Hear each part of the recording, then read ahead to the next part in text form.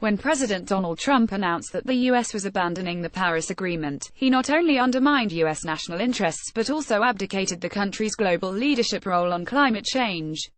Latin American countries, which had worked with the Obama administration to reach a new global agreement, have rejected Trump's position and instead reaffirmed the commitment to the accord. This stark break was evident at the G20 summit in Hamburg, Germany, where the U.S. was left isolated as the other 19 countries, including Argentina, Brazil and Mexico, were united in their statement that the Paris Agreement is irreversible. The region has much to gain from bucking Trump and strengthening its agenda on climate change, and some new challenges to face. Here are some of the principal elements to consider. First, the region is extremely vulnerable to climate change impacts. These are already being felt and pose a serious threat to hard-earned development gains. Earlier this year, a coastal El Niño caused heavy rains in Peru and Colombia that resulted in catastrophic floods and mudslides, killing over 400 people and leading to billions of dollars of damages. These extreme climatic events are becoming more frequent and intense due to global warming. The Inter-American Development Bank estimates that damages in the region caused by climate impacts such as increased drought, floods and sea level rise associated with a rise of 2 degrees Celsius will likely approach $100 billion a year by 2050. As Latin American countries are only responsible for roughly 9% of global emissions, they strongly support the UN's principal role in encouraging the world's biggest emitters to take the lead on emissions reductions to avoid dangerous climate change. Second, most Latin American countries support the agreement for economic self-interest. Many now regard the transition to a low-carbon and climate-resilient economy not only as a way to manage climate impacts but also as a path to prosperity and increased competitiveness. Global action on climate change has been a key driver behind the growth of clean energy.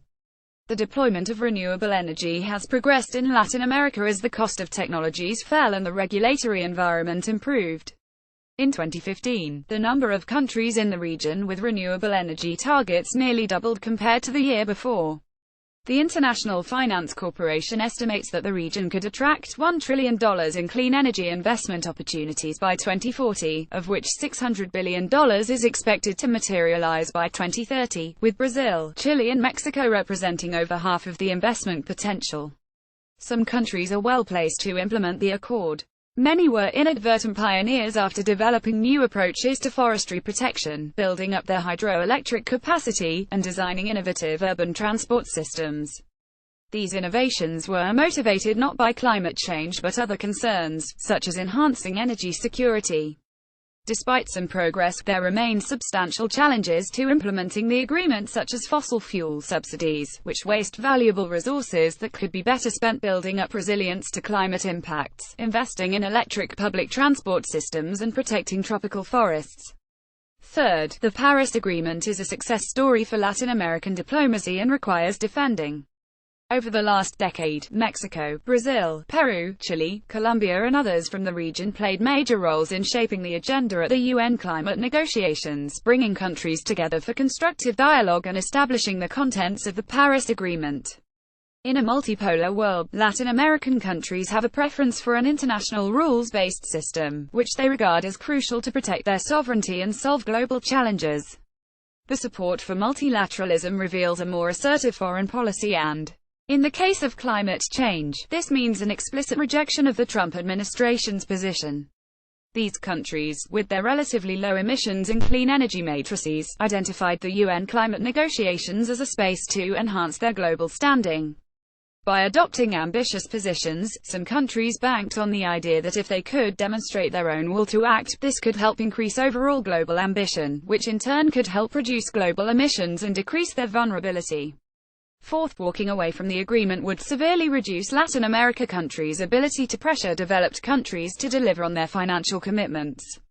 Developed countries are on the hook to support developing countries with $100 billion per year from 2020 in finance, as well as support through capacity building and technology transfer measures to help them confront global warming. Meeting this financial commitment will be harder given the Trump administration's announcement that it will stop payments to the Green Climate Fund, which supports countries' efforts to reduce their emissions and adapt to the impacts of climate change. To date, the U.S. has contributed $1 billion out of a total pledge of $3 billion made by the Obama administration to the fund. Latin America cannot face the threats from climate change alone, or without financial support. These countries should bolster their partnerships with Europe, Canada and China to help fill the void on international cooperation on climate change being left by the U.S. Trump's decision to leave the Paris Agreement was rebuked across Latin America. Remaining part of the agreement serves these countries' interests, especially as they confront worsening climate impacts and take advantage of the opportunities for a more sustainable and resilient form of development. That said, fighting global warming requires a strong team effort. Latin American countries are determined to remain on the winning side. Guy Edwards is Research Fellow and Co-Director of the Climate and Development Lab at Brown University. Isabel Cavalier is Senior Advisor at Mission 2020, and co-founder and co-director of Transformer.